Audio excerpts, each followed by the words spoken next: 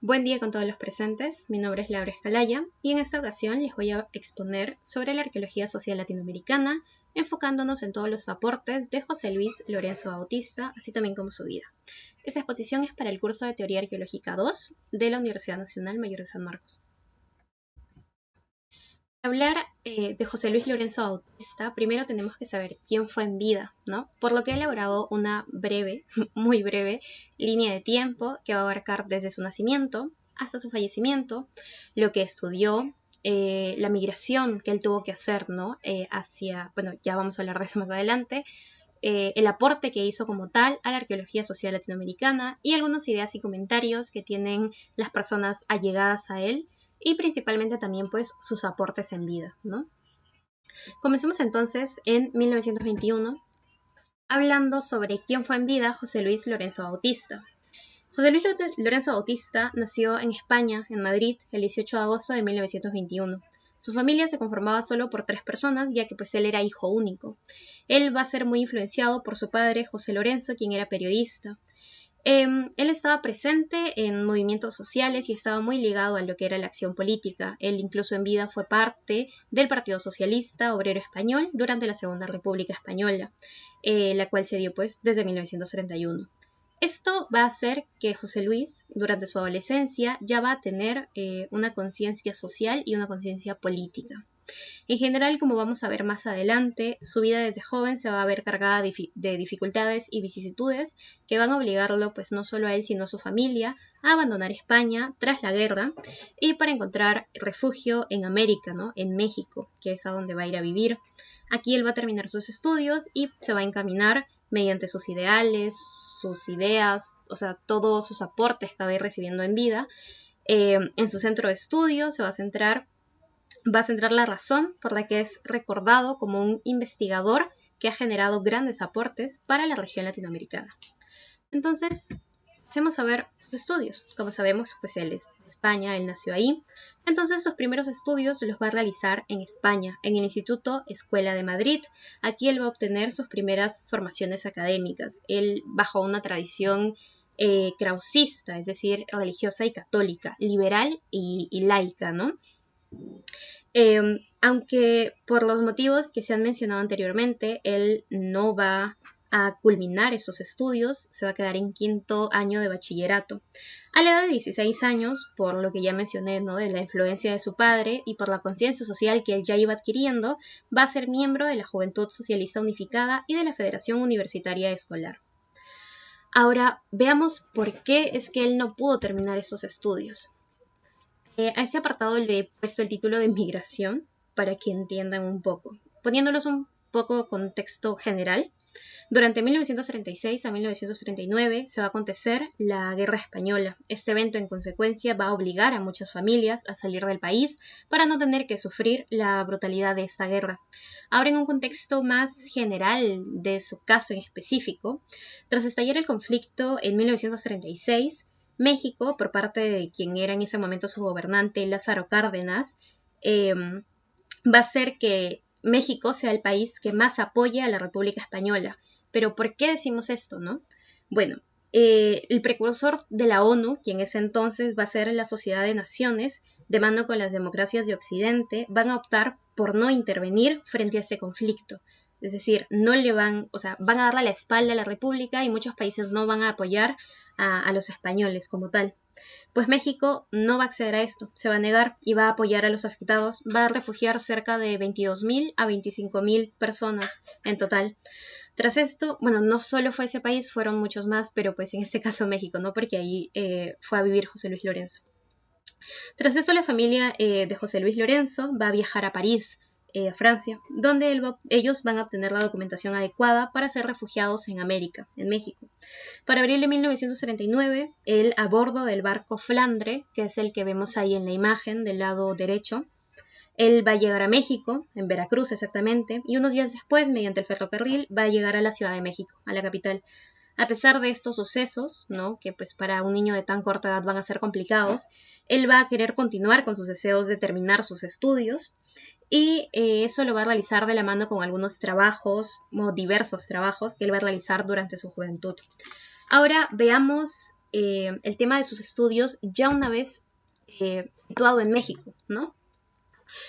Una vez asentado en México y ya con la oportunidad de culminar sus estudios, él va a terminar su bachiller en el Instituto Hispano-Mexicano Juan Ruiz de Alarcón y posteriormente también con ayuda económica de la Organización Republicana de la Academia Hispano-Mexicana. Luego, en el Instituto Politécnico Nacional, gracias a una beca, va a cursar la carrera de Química Biológica, pero lamentablemente él no va a poder terminar esta carrera, la va a abandonar por problemas familiares, según las fuentes que he encontrado, y va a tener que continuar trabajando, tal vez asumo por temas económicos. Para 1945, él va a ingresar a la carrera de arqueología en la ENA, que es la Escuela Nacional de Antropología e Historia, ¿no? Que esta va a ser su alma mater. Durante la época, esta escuela en la que él estuvo se enfocaba en orientar, gracias a la política de ese tiempo, ¿no? La cardenista, pues de su gobernante, ¿no? En México, se van a enfocar en orientar a profesionales que se van a comprometer en hallar soluciones a los problemas sociales.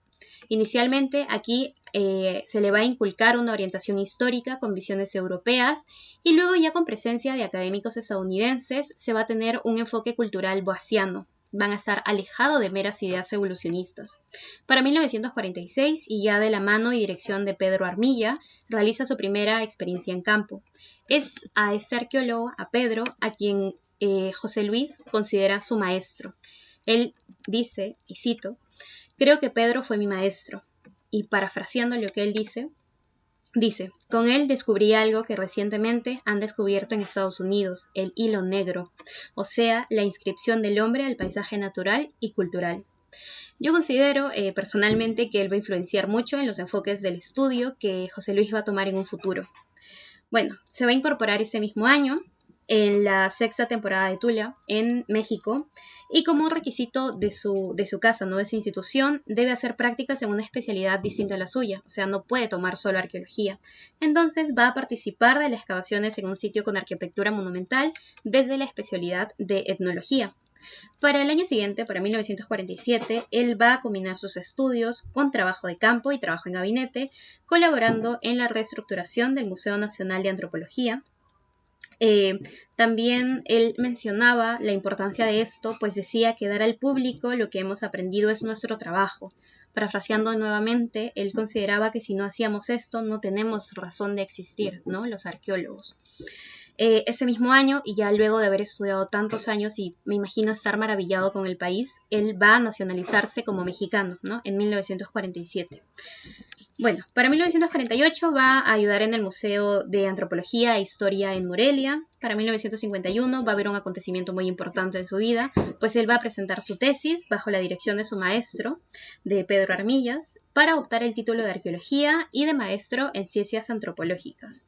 Para 1953 se le va a presentar una oportunidad muy grande, pues él va a obtener una beca para realizar su posgrado en Europa. Regresa nuevamente a Europa, pero esa vez en el Instituto de Arqueología de la Universidad en Londres. Aquí él va a tomar distintos cursos de prehistoria, va a ser una gran oportunidad para él, pues va a tomar cursos que le van a enseñar técnicas arqueológicas, arqueología ambiental, que era algo que a él también le va a influenciar mucho en su vida.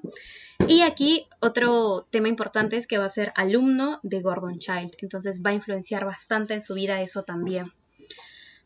Otros puntos es que él va a participar a raíz de este viaje, ¿no? en Londres en diversas investigaciones y esto va a ir de la mano con la enseñanza de sus profesores, lo que va a consolidar su interés por los estudios paleoambientales, estratigráficos y por supuesto para la arqueología como social, ¿no? Tras esto, él va a regresar a México, se va a reintegrar a su alma mater y va a dictar clases en la Escuela Nacional de Antropología e Historia. Él va a organizar y programar muchas materias de arqueología en general. Él va a plantear la visión general de la historia de la arqueología desde sus inicios hasta el siglo anterior en ese momento, ¿no? El siglo XIX. Él va a importar también lo aprendido en Londres durante lo que le otorgó su beca. Durante estos años, él va a enseñar, va a dictar clases donde va a hablar sobre métodos, técnicas arqueológicas, técnicas de localización, excavación, análisis de materiales, preparación de informes y pues todo el proceso básico que se debe saber, ¿no? Para una excavación. También va a dictar cursos junto a otros maestros que van a abarcar temas como de economía y tecnología primitiva, geología del cuaternario, estratigrafía y materiales arqueológicos, entre otros. Hago énfasis en lo de tema de materiales arqueológicos porque en ese tiempo en su escuela solo dictaban material arqueológico cerámico, no solo analizaban eso, pero gracias a él se va a ampliar y va a abrir como áreas que estudien cerámica, lítico, textil, conchas, etc. Bueno, luego de graduarse, él no va a ir a detener su trabajo, sino que va a continuar con las labores de excavación y también con publicaciones de textos, como por ejemplo, por mencionar algunos, está el de 1956, que es Técnicas de Exploración Arqueológica, y Técnicas Auxiliares de la Arqueología Moderna de 1958. Entre sus cargos más importantes, por así decirlo, está que fue el director del Departamento de Prehistoria, que aunque ya no existe, eso no quita el hecho de que él fue un gran aporte porque pues abrió muchos talleres, muchas áreas, ¿no?, de estudio.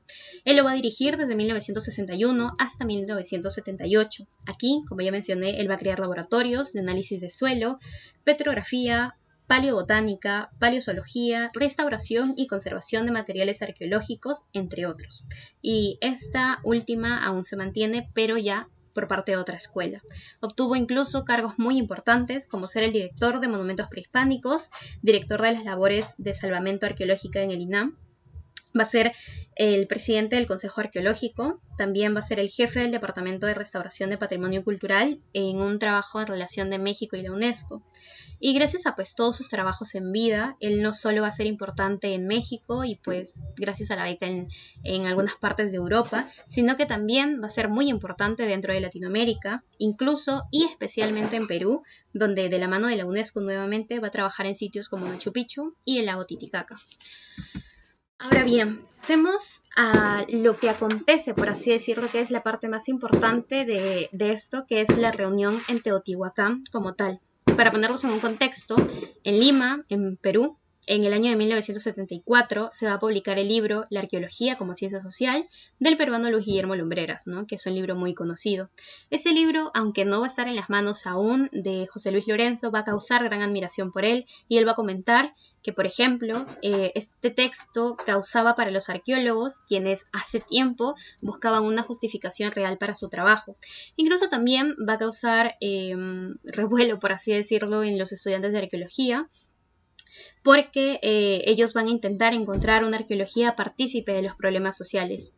Al ya tener José Luis Lorenzo el texto en sus manos, y aún sin haberlo leído, él lo va a considerar como el material en el que se había reunido el cuerpo más completo hasta ese momento de toda la teoría en la que ellos y él ya estaba trabajando.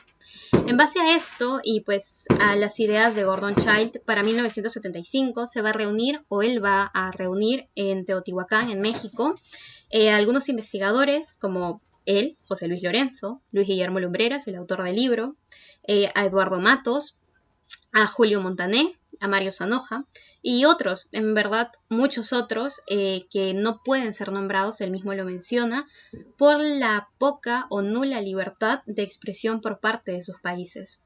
Bueno, en esta reunión se van a discutir sobre una arqueología con un sentido más histórico. Se va a buscar reorientar la visión arqueológica adaptando la teoría, pero también la práctica.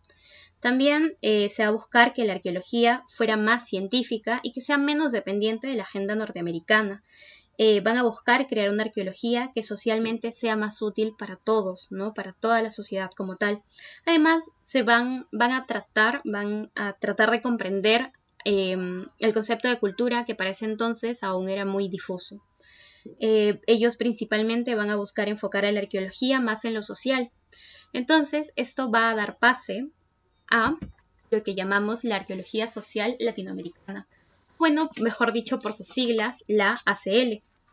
Esto va a buscar crear una arqueología de y para Latinoamérica. Entre sus objetivos principales va a estar la construcción de un conocimiento científico políticamente comprometido. Esa arqueología propiamente latina se va a componer o se va a amparar en ideas marxistas, además de las influencias de Gordon Childe.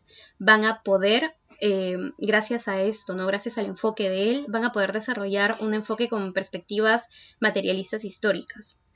La arqueología social latinoamericana va a criticar al procesualismo y también al historicismo cultural, pues van a considerar que carecen de rigurosidad, al menos en la metodología, para hallar o falsear las hipótesis.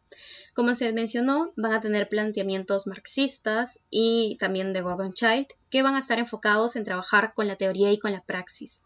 Ellos van a abogar por dar mucha responsabilidad a las generaciones futuras. Estoy segura de que se hablan de los investigadores, pero principalmente arqueólogos, para la creación de impacto en las sociedades actuales. Van a buscar la difusión y la divulgación de las investigaciones y sus resultados, que no solo sean para los arqueólogos, sino para el público en general. Eso es un tema que aún se sigue tocando y mucho, pues a veces el trabajo arqueológico solo se centra, por ejemplo, en 4 o 10 arqueólogos y no se publica para más, o si se publica, no llega de la manera adecuada a toda la sociedad, ¿no? Y eso es algo que se busca, que la arqueología sea más social, más para la sociedad, porque pues para eso es lo que trabaja un arqueólogo, ¿no? Bueno, ahora, durante su vida, él va a compartir muchos momentos, ¿no? Como vemos, ha estado en diversos sitios y de lo que yo he mencionado, en verdad es muy poco a todos los trabajos en los que él ha participado, pero sí podemos reconocer algunos de las experiencias vividas por sus allegados. Podemos mencionar, o puedo mencionar en esta ocasión, 2. Está, por ejemplo, un fragmento que dice: en no pocas ocasiones coincidimos también con José Luis Lorenzo. En estas tertulias fuimos conversando y construyendo lo que para cada uno de nosotros se transformaba en una realidad. No nos quedamos en el planteamiento de Gordon Willey: la arqueología es antropología o no es nada, que como sabemos es de un texto, sino que fuimos más allá. La arqueología debía ser también historia y ser también una ciencia social. Además, coincidimos en que la arqueología debería ser transdisciplinaria en objetivos, aunque los equipos que la integren en un principio no puedan llegar más allá de lo multidisciplinar. Este es de un texto de Jorge Marcos de 2003. Por otro lado, en memoria de Pepe Pérez, como le decían sus amigos, está este texto que dice: Pepe participó en la reunión de Teotihuacán, un encuentro realizado en México promovido por José Luis Lorenzo, que buscó reorientar la teoría y la práctica de la arqueología latinoamericana hacia una posición más crítica, menos dependiente de la agenda norteamericana y más socialmente útil. Ha sido fuente de inspiración para muchas generaciones de arqueólogos de América Latina y un elemento fundante de la arqueología social latinoamericana. Recuerdo el entusiasmo de Pepe cuando llegó a México luego de la reunión y nos contaba cómo habían trabajado y debatido durante esos intensos días. Él, haciendo referencia a Pepe, sentía que estaba siendo protagonista de un cambio importante en la praxis disciplinaria. Ese es un texto de Gustavo Politis del 2015. Ahora, para ver ya aportes generales, ¿no?, de José Luis Lorenzo, obviamente los aportes que hizo en vida, podemos mencionar que entre sus principales y más grandes aportes, considero, aunque fue un poco indirecto, fue la convocatoria que realizó en Teotihuacán en 1975, ¿no?, de la que hemos hablado. Pues esto ayudó no solo él, pues, sino también de la mano con diversos investigadores a hacer los cimientos de todo esto, ¿no?, de la arqueología social latinoamericana. Ahora ya más aspectos arqueológicos, ¿no?, ya de campo. Algunos puntos importantes son, por ejemplo, la realización de una arqueología científica que estuviera controlada y que fuera rigurosa, ¿no? Él buscaba siempre eso. Él también entendió y comprendió muy bien la problemática de lo poco eficiente desarrollada del trabajo arqueológico en México, hablando en el sentido de técnicas, por ejemplo, de métodos de manejo de material. Sabemos que esto, menos en esa época, no solo era en México, sino en gran parte de pues, Latinoamérica, pero pues en este caso él estaba en México y, como mencioné en el apartado de sus estudios en México, él, cuando fue maestro, entendió esa problemática y aportó, por así decirlo, su granito de arena al dictar clases sobre esos temas, ¿no?, sobre métodos, sobre técnicas y pues eso. Él también buscaba que el estudio de las sociedades y del medio ambiente se dieran más, ¿no? Esto mediante el control de coordenadas cartesianas y el uso de aerofotografías. Él también va a insertar una nueva manera de investigar mediante la excavación por estratigrafía tridimensional. Gracias a su enfoque, se podría decir ambientalista, él va a centrar mucho el estudio de las culturas antiguas y cómo éstas se van a relacionar con su medio geográfico. Por último, y pues no menos importante, gracias a sus conocimientos y a sus enseñanzas, ¿no?, que él pudo aportar en vida, va a fomentar las investigaciones en diversos ámbitos, ampliando así las problemáticas de estudio, pues no solo en la ENA, que fue su alma mater donde él enseñó, sino fuera de esto, porque hay muchos textos que afirman que él fue el profesor de muchas generaciones, ayudó, fue el maestro para muchas tesis, incluso a países a los que viajaba él servía de gran influencia, ¿no? Entonces, finalmente, a la edad de 74 años y luego de una larga vida de aportes a la comunidad latinoamericana, él va a fallecer el 23 de julio de 1996. Desde su partida y hasta la actualidad, él pues ha sido, es y personalmente considero que seguirá siendo una gran influencia para la historia de la arqueología, tal y como se le recuerda en este texto de Golan Pérez. Dice: en la década de los 70, fue solidario con los colegas sudamericanos perseguidos y se preocupó para que su desarraigo fuera menos penoso. José Luis nos enseñó mucha arqueología y a través de una crítica sin concesiones contribuyó a nuestra formación personal, pero la lección de vida más importante fue haberme hecho entender el significado de la pasión por México y por su historia. Ya para unas conclusiones breves, muy breves, sobre todo lo que hemos hablado y generales, José Luis Lorenzo Bautista fue un profesional comprometido con la historia, de quien voluntariamente él volvió su tierra y su vida, ¿no?, como le fue México. Como se mencionó, él ha sido en vida una gran influencia para el movimiento de esta arqueología social, pues obviamente latinoamericana, y que pues va a trascender también. Labor que no ha cesado a pesar de su fallecimiento, pues si bien es cierto, él dio muchos aportes en vida, gracias a sus escritos y a pues testimonios que tenemos de sus allegados, aún va a continuar y continúa inspirando a muchos estudiosos, investigadores, arqueólogos y pues personas en general, ¿no?, que estén llamadas por este tipo de estudio. Él ha sido, es y vuelvo a nombrar, considero personalmente que seguirá siendo un gran aporte para la iniciativa de estas ideas, no solo en México, sino en toda Latinoamérica. Ya algo más como conclusión final, personalmente considero que estudiar esto, estudiar brevemente toda su extensa historia, porque de verdad lo que les he contado es muy poco, para mí ha sido muy grato, pues los comentarios hacia su persona siempre son de admirar, entonces eso refleja no solo la gran persona que es gracias a sus aportes, sino como persona, ¿no?, como ser humano. Bueno, esa es la bibliografía que utilicé para hablar sobre él, sobre su vida, sobre sus aportes. Bibliografía también sobre lo que decían algunos allegados a su vida. Esas son las páginas web que he visitado, un poco también para saber sobre su vida, algunos datos que no se podían encontrar fácilmente, sobre información, contexto histórico. Y pues eso sería todo. Muchas gracias por su atención.